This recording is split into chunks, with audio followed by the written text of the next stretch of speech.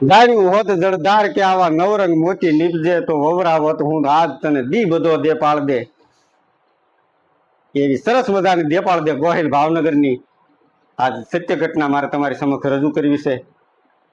ચૈત્ર મહિનાનો તાપ તપ્યો, વૈશાખ મહિનો આવ્યો, વૈશાખ મહિનાનો ખૂબ તડકો પડ્યો અને જેઠ મહિનામાં ખૂબ તડકો પડ્યો, પણ વરસાદ થાય નહીં. દેપાળ દે ગોહિલ ભાવનગરથી ભગવાનને અરજ કરે છે કે હે ઠાકર, હે અખિલ બ્રહ્માંડના નાલિક, હે મુરલીધર, હે ઈશ્વર, મારી આવી કસોટી હોય, મારી પ્રજાના આવા હાલ હોય,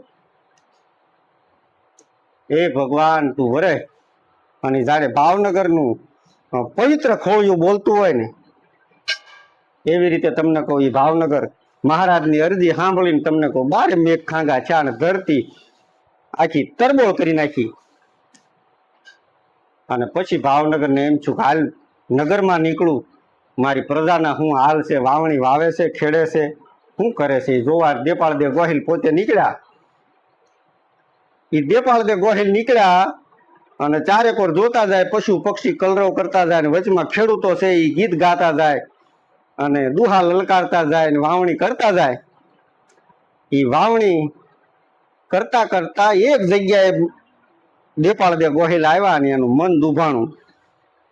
અને દુભાતા એને એમ છું હાય હાય મારી પ્રજાના આવા હાલ.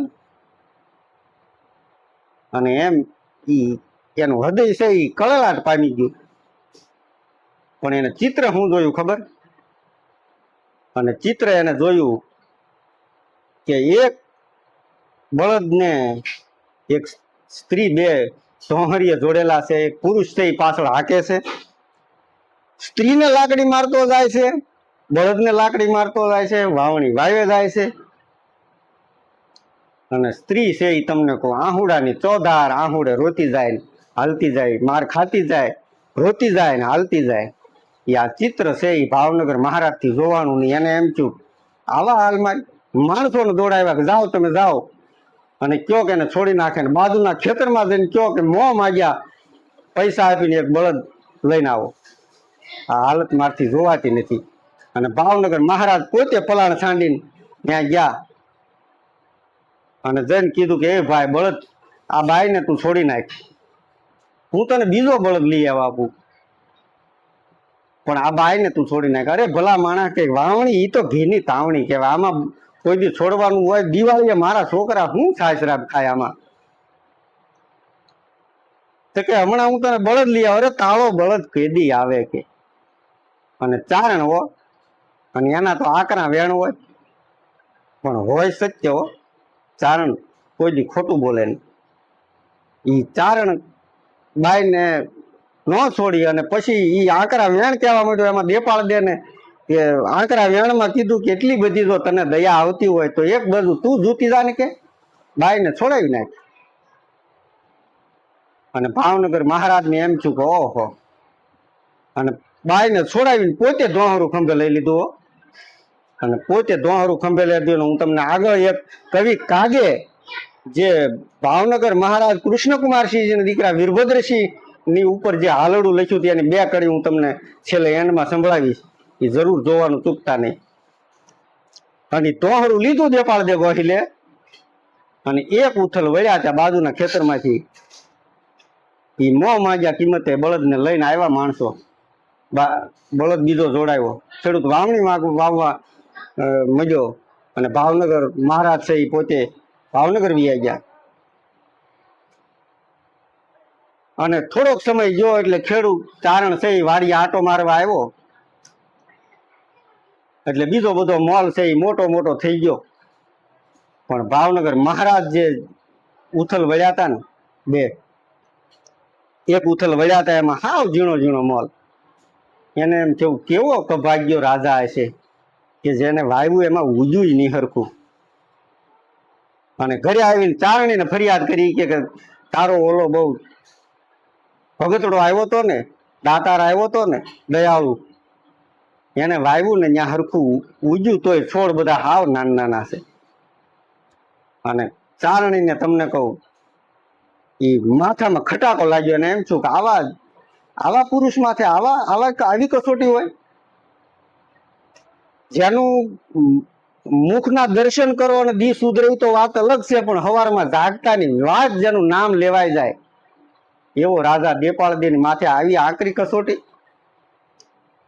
અને ચારણી તમને કોઈ આવી અને વાડી આવીને જોયું તો સાચું મોલ નાનો નાનો હતો.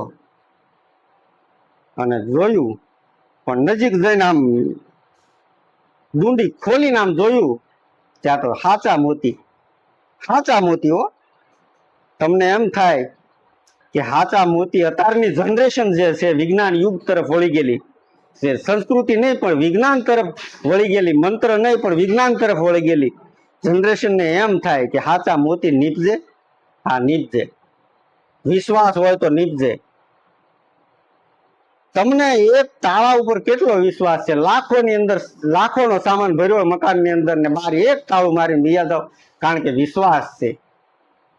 વિશ્વાસ શું છે? વિશ્વાસ એ તાળા ઉપર છે કે મારું તાળું તૂટી જાહે પણ કોઈની બીજી ચાવી નહીં લાગવા દે. એમ જેને એ હરીનો હાથ પકડી લો બીજા ઉપર વિશ્વાસ જ ન મૂક્યો, બીજાની ચાવી કોઈ દી ન લાગવા દીધું, એટલો વિશ્વાસ હોય ને તો સાચા મોતી નીપજે.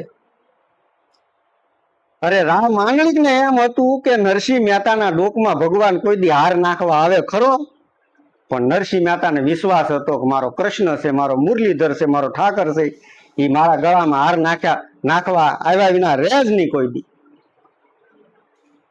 અને તમને કહું, રા માંડલિક નો એટલો કડક ચોચી પહેરો છતાંય એ ભગવાને એના ડોકમાં હાર પહેરાયો. અરે ભગવાને તો દેહળ ભગત, આગેની વાત તો જવા દો, પણ દેહળ ભગત ધાંગધ્રા હતા, એની ભજન ગાવા જાતા ને એની બદલીમાં જોઈ જેલમાં પ્યારો ભરી જતો હોય, મીઠા ભગત લીમડીનું કામ કરી જતો હોય, જલારામ બાપાનું કામ કરી જતો હોય, બજરંગદાસ બાપાનું કામ કરી જતો હોય, આવા કેટલાય સંતોના કામ કરી જતો હોય, તો આવા મહાપુરુષ, આવા વીર પુરુષ, આવા ભક્ત પુરુષ, એટલે ભગવાને ગીતામાં કીધું કે રાજામાં હું છું, એ કૃષ્ણ એનામાં જો હોય તો એમાં હું હાચા મોતી વાવણીએ જૂતે હાચા મોતી નો નીપજે? નીપજે 100%. વાત વિશ્વાસની છે. અને મોતી નીપજા, અને ચારણીની બાએ છે એ મોતી લઈને ઘરે ગઈને ચારણીને કીધું કે જો આ હાચા મોતી નીપજા. અને હાચા મોતી નીપજા. ચારણીયાની બે વાડિયા આવ્યા, અને વાડિયા આવીને એને એ બધા મોતી છે એ ડુંડિયું ફોલીને ભેગા કર્યા, અને ફાંટમાં ચારણ લઈને જો ભાવનગરની કચેરીમાં. એ ભાવનગરની કચેરીમાં જઈને મોતીનો ઢગલો કરીને મહારાજને કીધું કે લ્યો મહારાજ, આ તમારું ફળ. ભાવનગર મહારાજ દેપાળદે ગોહિલ તો ભક્ત હૃદય હો, કૃષ્ણ ઉપર વિશ્વાસ રાખનારો પુરુષ. એ કે મારું કાંઈ ઓલું નથી આમાં. એ તો તારી ચારણી જે હતી ને, તારી સ્ત્રીના જે આશીર્વાદ હતા ને, એ શક્તિનો પ્રતાપ હતો ને, એનું પરિણામ છે આ. સારો માણસ જોજો કોઈ દી પોતાના માથે કોઈ દી ન વટે એવો પુરુષ ભાવનગર મહારાજ. અને પછી ચારણે દાંત કાઢતા એક દુહો લલકાર્યો કે જાણ્યું હોત જળધાર અને નવરંગ મોતી નીપજે, તો વવરાવત હું આજ તને દી બધો દે પાળ દે.